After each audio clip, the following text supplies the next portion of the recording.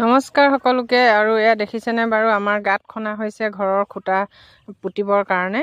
আৰু গাঁতটো 4 ফুটকৈ আমাৰ খনা হৈছে। আপোনালোকে জনাবচোন বাৰু চদ ঢলা এটা ঘৰ বনাবলৈ হ'লে প্ৰকৃততে কিমান ফুটৰ গাঁত খান্দিব লাগে।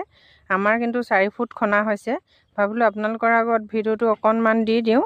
এতিয়া খান্দি আছে আৰু এতিয়া মুঠতে আমাৰ 16টা খুঁটা হৈছে। 16টাত এতিয়া 12টা 13টামান হৈছে নেকি আজি খান্দিছে। আৰু এফালে এতিয়া আগতে এইকেইটা খনা আছিলে ঢালাই দি থৈছে তলত অলপ ইয়াত ঢালাই দি থৈছে টান হ'বৰ কাৰণে।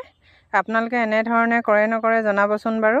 আৰু আমাৰ এনেধৰণে কৰি আছে, গতিকে আপোনালোককো ভাবিলোঁ অকণমান দেখাই দিওঁ। সেইখিনি খুঁটাখিনি বনাই থোৱা আছে, গোটেইখিনি ৰেডি হৈ গৈছে ইতিমধ্যে। আৰু কেইটামান গাঁত আছেগৈ খান্দিবলৈ, সেইকেইটা খান্দিলে বুলিলে ঘৰৰ খুঁটা পুতিব পাৰিম। সেয়া